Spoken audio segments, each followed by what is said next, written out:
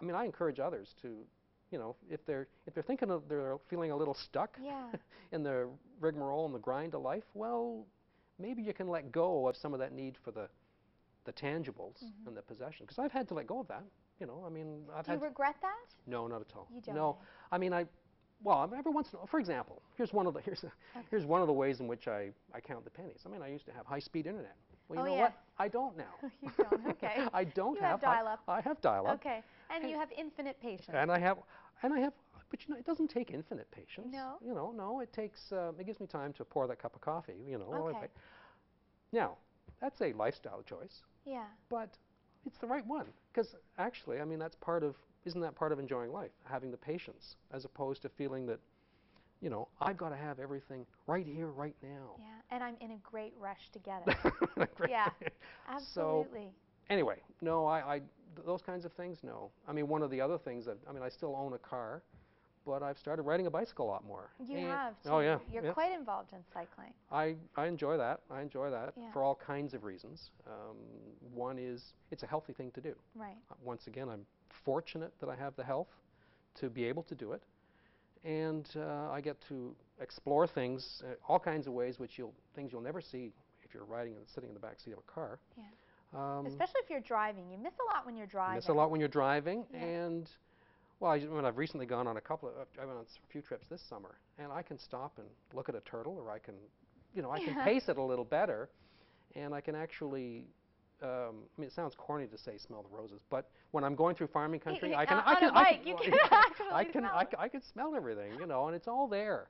And I really feel like I've earned the right for the view, if you will. Yeah, you know, yeah, so. no, absolutely. Yeah. Well, and I also wonder a little bit about, well, I wonder what you say to people, and we don't have a lot of time before we go to the break, so I want to pick this up when we come back too, but what you say to people to get them to understand why volunteering is important. I mean, why volunteering makes a difference, not only in their own life, but in someone else's life too. Okay, it's a good question, and I think it's something that I'd like to work on explaining more and more. I mean, I think I've already been able to say how excited I am about it. Sure. I just go on and on about it. That's good. Well, we like guests who go on and on. Well, I will go on and on. But to me, it's an essential part about almost like being a human being, being involved in one's community and partaking, really, truly participating. I don't know how I can. I want to shake people and tell them how exciting it is. Okay, well, when we come back, we're gonna verbally shake our viewers. Okay, then. Okay, so don't go away. We're gonna be right back here on In Good Company.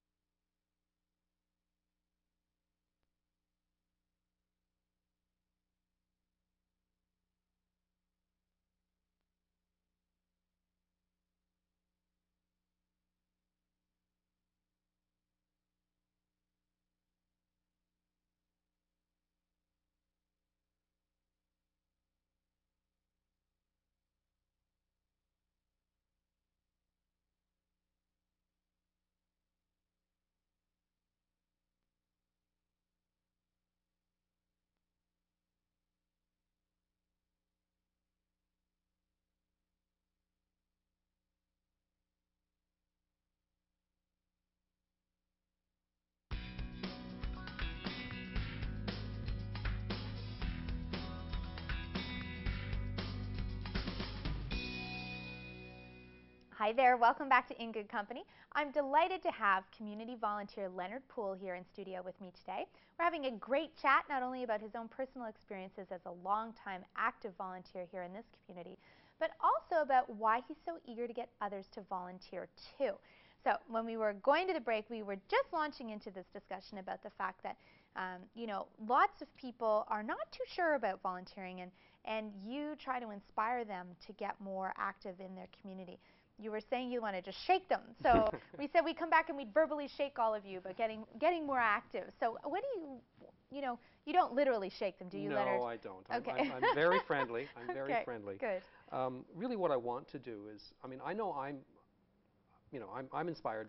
I've inspired myself to be a volunteer. There's no question about that.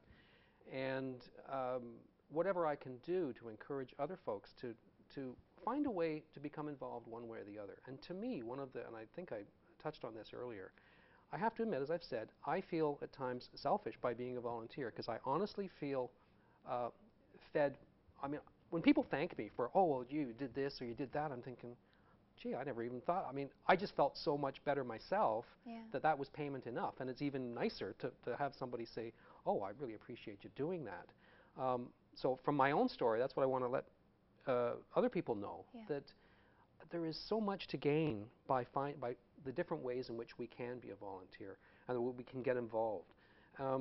As I said, I mean, I've been very fortunate to become involved with some organizations that how can I put it, turn my crank or whatever. I mean, they excite me. Right. And I just know that there are all kinds of places where, for other folks, they also can get excited. Well, and I think one of the keys to that is also choosing what interests you personally, because for some people that may be animals, for some people that may be children, for some people that may be working with those who are disenfranchised or who are disabled, anything of that nature. Absolutely. And so you have to choose what works for you, because I'd imagine that's one of the big things about volunteering. If you're going to dedicate that much time, or even just a little bit of time, absolutely, you want to make your time commitment really count for something you believe in. Sure, sure. And this is where, when I think of it, because I was reflecting back on my initial intake interview, if you will, to be a volunteer. Right. Now, I always think that's kind of funny that you got interviewed to be a volunteer. Well, and I think that's important. Yes. For any organization, it's important that, because you're interviewing each other, you're getting to know each other. Yeah. And I really, when I first went to the Overbrook Forbes Community Resource Center, I didn't know what they were about, didn't know what they did, but I was intrigued. So if you didn't know what they were about and didn't know what they did, why did you go? I was invited, basically. I had met one of their community workers, and I had this notion that they was involved in social services in some way, and I thought, okay, well, we'll start from there, and that was about it. Yeah. But beyond that, I didn't know. Okay. So I remember sitting down with the executive director at the time, she still is, Simone Thibault, and as we were chatting, for a few minutes, at one point I said to her, well, honestly, I believe that for me to be involved in an organization such as this, I think it's that our long-term vision needs to be to put ourselves out of business. And I think she kind of sat back in her chair a bit like, well, I'm going to come in here and get rid of your job. Why would I hire this? Why would I get this guy to volunteer here? He wants to put us out of business. Yeah, that's right. But we quickly came to understand, yeah, you're right, because, what kind of services do we provide? Well, we provide crisis counseling. We provide counseling for battered women. We provide a food bank, youth and senior services. And the reason we do that is because, sadly enough, there's a need for a food bank and and for services to counsel women who have been through horrendous situations, and families that are going through distress. So our long-term vision should be that we don't need these services because everyone in our community, has what they need. Right. Well, we're not there, and it'll be a while. But that is, I feel clearly, that needs to be the long-term vision of folks involved in this kind of work. Right. So with that, it's like encouraging people to be empowered, so that people start to learn how to confront and deal with difficult emotional situations, whatever the tragedy is. But it's great that we have resources such as ours, and there's many throughout the city, that can empower people to look after themselves and empower the community to look after itself. Tell me where the Community Resource Center